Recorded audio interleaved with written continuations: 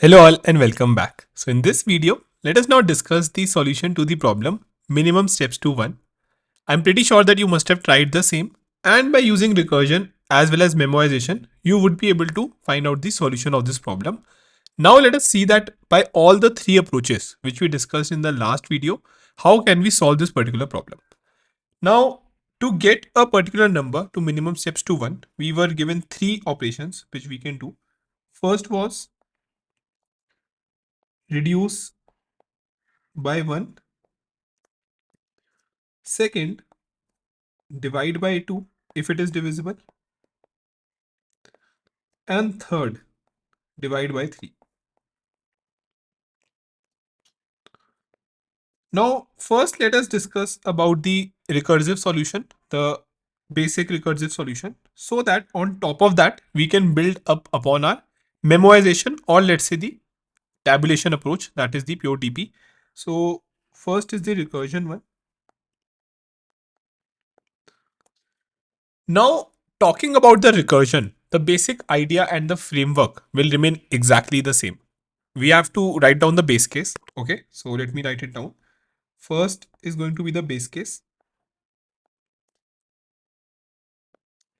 Now, for this question, I'm pretty sure that it is a lot clear that the base case is if my n equals 1, then we can return 0 because you don't need to do anything. And in the question constraint, you must be given that n can always be equal or greater to 1. Okay, so it will never be less than 1. That's of course a requirement, because if we can just subtract or divide a number, then we can never get it to increase, right? So let us now go to VS Code and keep on writing the code as we discuss it. So let's go there, everyone. So define minimum steps recursive in this n, and if n equals 1, then we can just return 0. Okay, so that is our base case. As of now, I don't want you to think that you are doing DP or anything. No, please make sure each and everything which we discuss in recursion, you are just doing the same thing. Okay, great. Now the second thing is on the recursive call.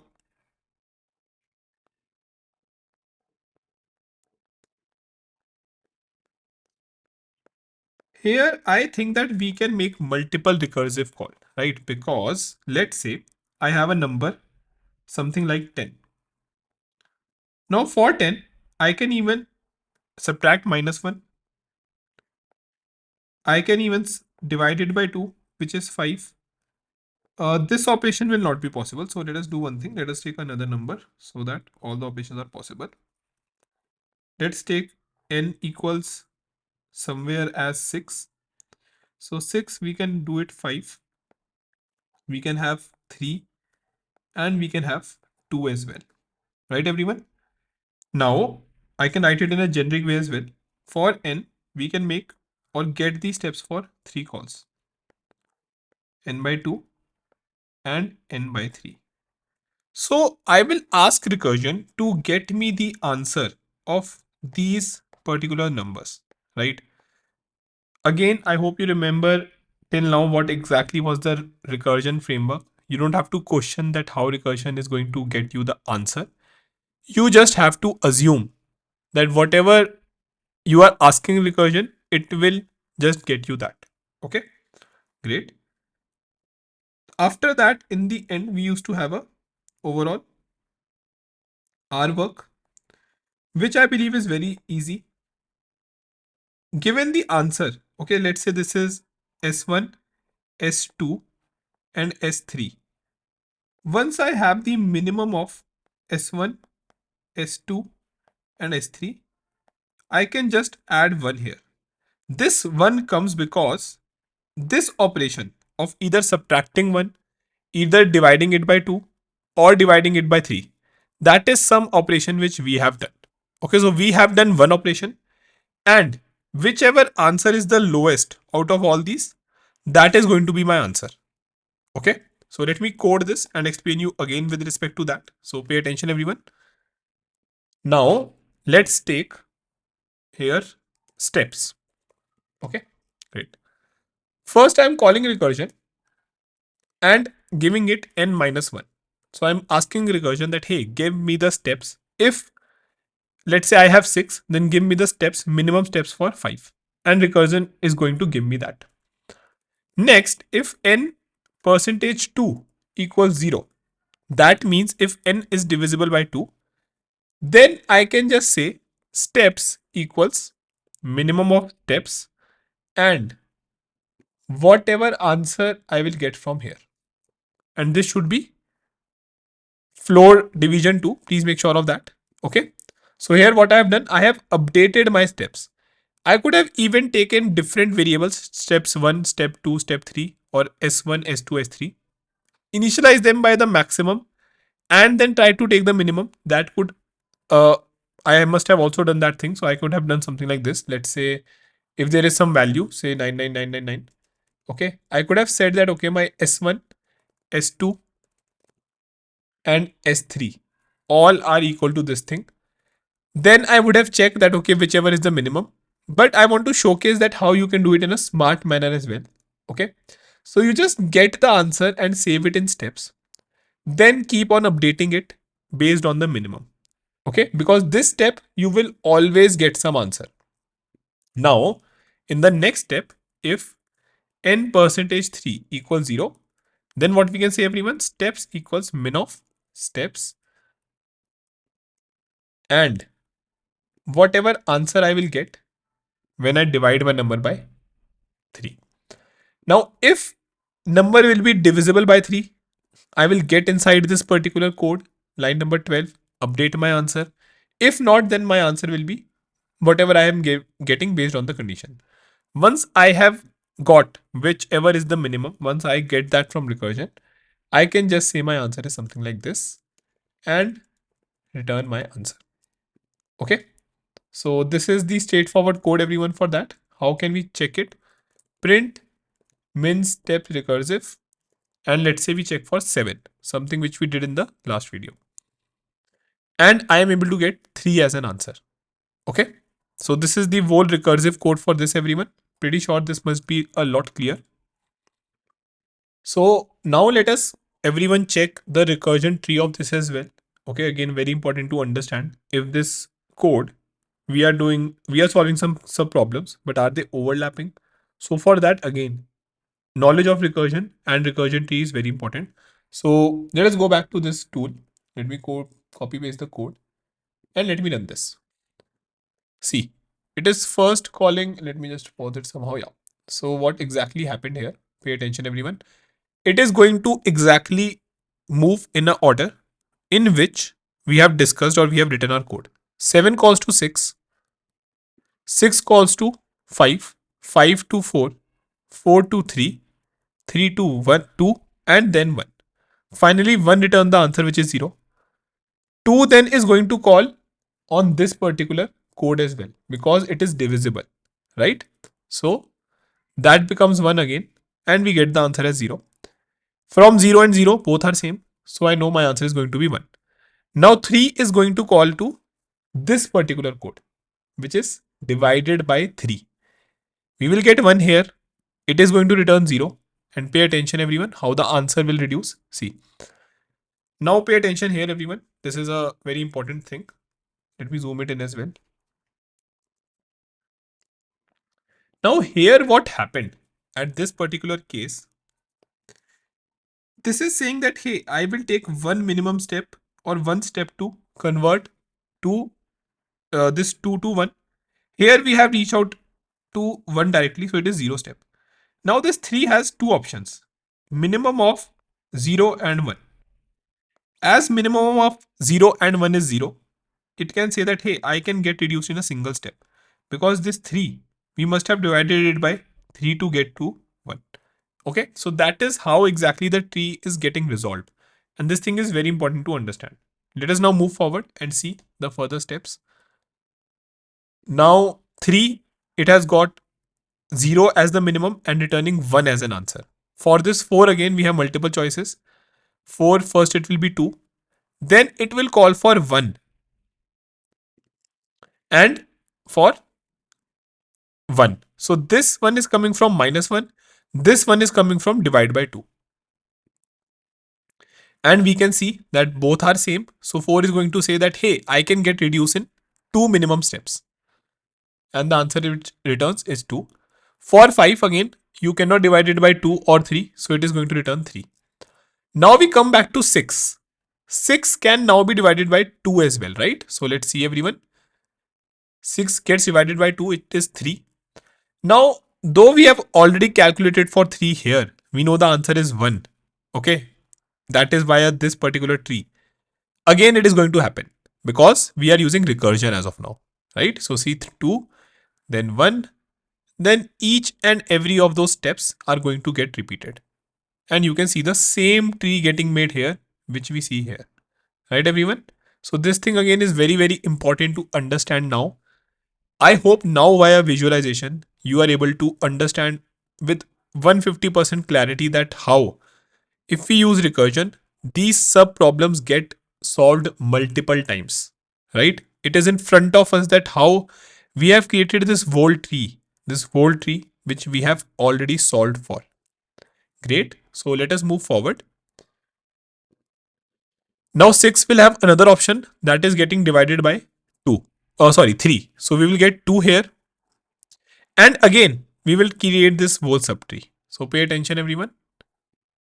1 and 0. Okay. Now here we have either 3 as an option or 1 as an option or 1 as an option. We will of course take 1 and 6 will say that, hey, I can get reduced in minimum 2 steps. Great. And I think yes, the function is returning 3. Okay, great. Yeah. The reason for that is because 7 is neither divisible by 2 nor is it divisible by 3. Okay, so that is why we have just made a single call. But for 6, we have made these 3 calls. I am pretty sure that now in this particular tree, you are able to see. 1 minute. Now in this particular call, you are able to see that how we have these overlapping sub problems. I am calculating for 3 here, calculating for 3 here, calculating for 2 here, here, and here. Again, if I will increase the number, if I just increase the number, then you know that how these sub problems will increase as well. The same way we saw in a Fibonacci number, where if I was taking maybe let's say 20 or 25, we were solving a sub problem thousand of times because it tends to extrapolate, right everyone? So let us now move forward, and I'm pretty sure that you must have understood the same, that we have overlapping sub problems which we are just, I would say, solving again and again, and that is in a way giving our overall time complexity a very bad hit, right? Let us just try to get this in our notebook as well. So you have your notes completed. 1 second. Great. So let us have it here, everyone. These particular notes. So this is the whole recursion tree which we drew. We can see the overlapping subproblems here. That is all fine, right? So let me write that down. So you can refer to these notes whenever you have an interview or you have to revise them. We see that in recursion approach, we have many subproblems which we need to solve again and again, right? So 3 is an example, 2 is an example, 3, 2, 2. What does that mean? This implies we can use dynamic programming or DP here to solve and save the solution of subproblems. Right, everyone? So pretty sure now it is a lot clear with this particular example. So let us now move forward and write the memoization code for this. Okay. So let us do one thing. Let us keep this code as it is and def min steps memoization. In this, I will be sending an n. Along with that, we are sending a memo array as well, array or list as well. Now we can just pass it. We can declare it outside. If the question signature doesn't support that, we can create a helper function as well, right? So let us see that everyone, how exactly the flow will go. So first we will have the base case only. The code structure almost remains the same in memoization and the recursion. So we can just return 0 here. That is all fine. Now, before I make all these calls, right, to check for the minimum answer, what I have to do, if memo of n is not equals to, let's say I am storing -1, okay, then I should just return whatever I have already calculated. Okay, everyone. Once this is done, we can actually copy all these steps. So if it is not there, then we have to calculate as we do normally. So steps and answer we have calculated. Now before returning this answer, I should just store this answer into memo of n so that we can be sure that if in future the same sub problem comes, we have the answer for this particular problem. Okay. So let us run this as well for our 1 minute. Let us just call memoization here instead, because else we will.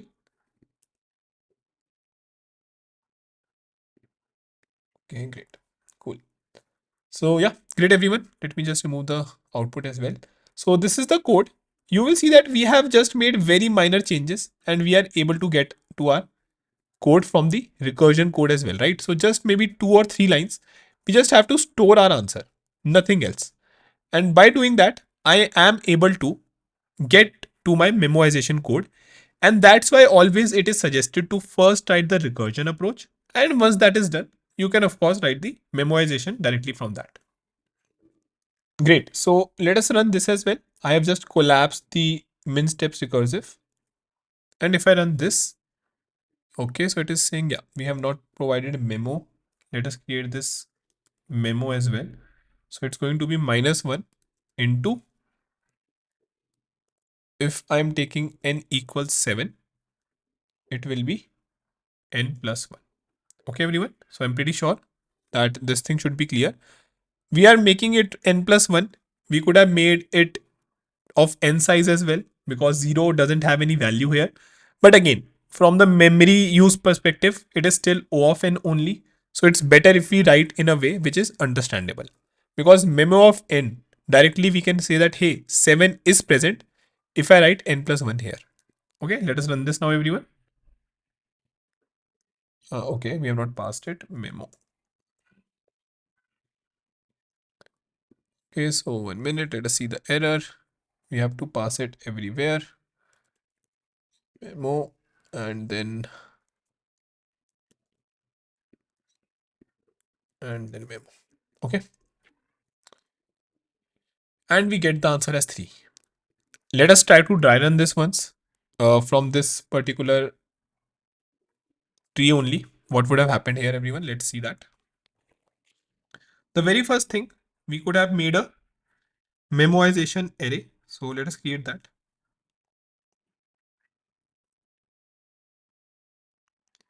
So 0, 1, 2, 3, 4, 5, 6, and 7. Okay. Now, for exactly what would have happened, everyone, pay attention. So we would have started from 7. Okay. We would have started our journey from 7. Okay. Great. Okay. Then from 7, we would have went to 6, then 5, 4, 3, 2, and 1. One would have said that, hey, my answer is 0. So please take my answer. And we would have stored 0 here. Okay. 1 actually is the base case. So either we can store it. I think we have just returned it directly. So it is not getting stored. But again, that should be fine. Now the second is we go to 2. Now this 2, it will get the answer from all its call, and then finally save the answer as 1, because minimum is overall 0 for all the calls and just one step is required. Moving forward for 3, we will be calculating for 3 and 3 will say that hey, for me as well the answer is 1, because from this particular subtree, by just dividing by 3, I am able to get to 1, which is the minimum overall steps. Not this one. This is not my minimum steps, but this one is my minimum steps. Right, everyone? So, not sure why the laser is not on the image, but yeah, this is the minimum steps. So, now we will store 1 here. Now we calculate for 4, and for 4 as well, we get the answer as 2. Again, we have the tree in front of us, so pretty sure this must be clear. For 5, we have the answer as 3, because 5 again can neither be divided by 2 nor by 3. Then when we go back to 6 here, that is now where we get the benefit. For this 3 now, we will not be doing all this work. We already have the answer in our memoization array. So this is the answer, which is 1 for 3. So I'm going to just add 1 to it. Similarly for 2. So these are the two choices. As both of them are 1, we just have to make sure that we get the minimum of them. The minimum of them will be 1 only, and we are going to add 1 and say that hey, this is my answer. Okay. For 7, for 7, it can just go to 6. So 6, the number of minimum steps, the minimum number of steps is 2. That means if I add 1, the answer finally becomes 3. Okay, everyone. So pretty sure that the way this memoization array has filled, okay, it must have given you an idea that how exactly we might have to solve the pure DP code as well, the tabulation approach, right? Because as I told you, we do start from the starting, but the filling happens in a same manner, almost the same manner as it would happen in a tabulation approach, right? So yeah, this is the overall memoization code for this. Let's try to see the visualization of this as well. Okay, so here in this very good tool, we have a memoization option as well. Now, when I run this memoization option, you will not see these trees getting made again and again. So let us run this and pay attention, everyone. Let me stop it once at our end. Yeah. So we know that these calls are going to get made. That should not be a problem. And finally for 1. Okay, so 1 we saved the answer. 2 again, it's going to first subtract -1, then divide by 1, divide by 2. So the answer which it gets, it's going to save it, and the answer is 1. Now for 3, it will try to get the answer, which is going to be 0, and finally we will return 1. Now when this 4 will make call on 2, you will not see these getting made. Okay, so that is the overall benefit, right? Pay attention, everyone. So this 4, when we divide it by 2, it will be 2. Now it doesn't make sense that I will be making this whole tree again, because memoization or DP, the whole idea is that hey, please don't solve the same sub problems again and again. That is what we are trying to do, right? So here we will see that the answer we will finally get instead of making all these calls. Okay. So see, for 2, it is directly returning the answer. Earlier, this whole tree used to get made. Let us move forward. 5 got the answer. For 6, again now, see, it is making the call on 3. This whole tree now will not get made. Okay. So 1, and similarly for 2. Great. So we got the answer finally. And you can see as well how the tree compares.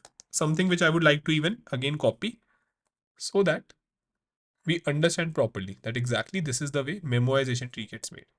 Okay, everyone. So pretty sure for this question, all your code are at a very good level. Great. So let us just have it again.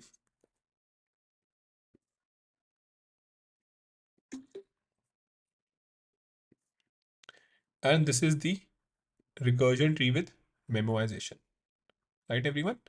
So pretty sure that you must have seen the change as well. So let me write it as well.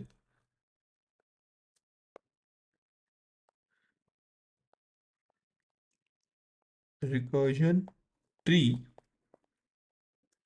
with memoization. Great. So if this is also clear, which I'm pretty sure should be based on all the visualization and approach which we have taken. Now let us write the last and the final approach. And that approach is using tabulation. Okay. So let me write that as well. Solution using tabulation.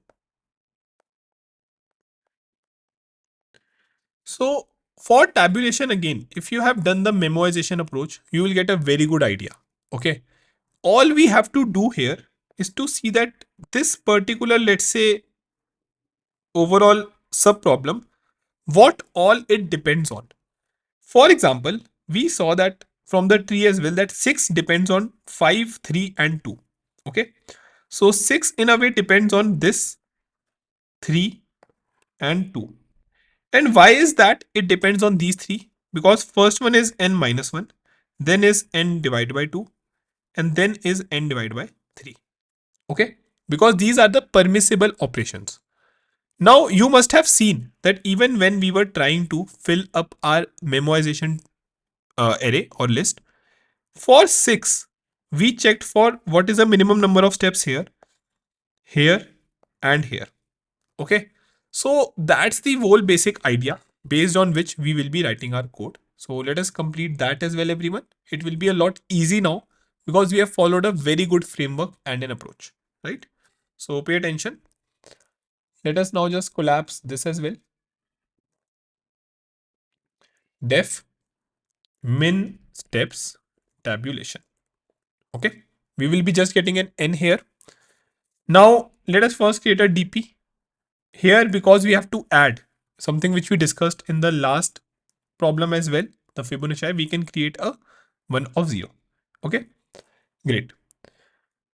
Now I know that DP of 1 equals 0. Let me just reiterate it. Should be fine. As we said, discuss. Not this is not something which we required. Right? Great. So pay attention now, everyone. What we have to do for I in range 2 to n plus 1. We have to start from 2. So we saw that if I just scroll a little bit up, we know this is the base case. We have to start from 2 and go all the way to n. Thus, my range function will have n plus 1. Great. So this is now n plus 1, everyone. Now let's see, move forward. Let's move forward. Great. Now again, I will be doing the same thing. My answer, first I will assume it to be I minus 1 plus 1. Okay. So why I have done this? Pay attention. DP of I minus 1. First, I am assuming that, hey, for 6, I will get my answer from here. If I subtract 1, you just tell me the number of steps. That is all good. And I will get my answer. In this particular question, we are doing it from bottom up. So, for 2, I will check, hey, whatever is the answer of 0, I will just add 1 to it. Great. Next, again, I will check if I percentage 2 equals 0. Now, why am I using I here? Because I is the number or the sub problem on which I am working. Right now, I is 2. If my 2 will be divisible by 2, then only I can get the answer. Right? Then only can I get the answer by dividing it by 2. Then only I can make this particular call. Okay, so let me explain this with a particular example as well. Pay attention. So let's say we have our DP list something like this. Now I know this is 0. For this 2, I have two options. First, if I do minus 1, then if I do division by 2, this is 1 and this is 1. Okay, everyone, I hope this is clear. Now, for 3, when we will move to 3, we will have two options only, that which is 2 and which will be 1, because I can divide by 3, not by 2 here. Now, if you see, these are exactly the sub problems, right? Those solution I am saving in my DP array. Okay. So the whole idea is that if I am able to get to that sub problem, get me the answer and just give me the minimum of all the answers. So let us go back, everyone. Now, if I percentage 2 equals 0, my bad, answer equals minimum of answer and dp of I percentage 2 plus 1. Okay. Again, it's very straightforward, very equivalent to the recursion code, just that we are building it up from the bottom. Okay. Similarly, if I percentage 3 equals 0, then answer equals to minimum of answer dp of I floor division 3 plus 1. Once I have done all this, I have my answer and I can comfortably say that dp of I equals answer. Now you have to understand one thing here, everyone, that I am here just initializing my answer. Then I am trying to find out the minimum. Okay, so wherever I will go, for example, for 7, we will just see the 6 because it is neither divisible by 2 nor by 3. But for 6, we will have to see all the options. Once all of this is done, I can just return dp of n, where my n is the number for which I want the answer. In this case, of course, it's 7. Okay, so let us do this, everyone. Print min steps tabulation. Let's say 7. 3 and 3, we are getting the answer. We can get, again, the answer we can get in any ways. Okay, for 10 also, it is giving us 3 because 10 can be minus 1, which is 9, then divide by 3 two times. Okay, so the code seems to work perfectly well. You can just try. If you were not able to solve the same, I will highly suggest that with this elaborate discussion, now you should just try to solve this particular code from your end once if you were not able to do the same in your coding exercise. Again, it must be taking you time. I think it took me a lot of time to explain you as well from scratch. Let it be. Just like recursion, initially DP questions should take time and you should give that time to these questions. Okay. So great, everyone. Pretty sure that with all these discussion, you get an idea that how you have to reach out to questions based on DP. Again, the approach is going to be exactly the same for many of the questions which we do going forward. So please make sure that you practice this particular framework of solving question with recursion, then memoization, and then finally the tabulation. Please make sure that you have a pen and paper with you so that you can draw on what exactly is happening. You can draw the recursion tree. Okay, I will be sharing this tool again as well, but I will highly suggest to draw it first at your end. And then from the memoization approach, you understand that how exactly you have to fill in or do the tabulation approach as well. Okay, so great, everyone. I hope this is clear. Now let's meet in the next video.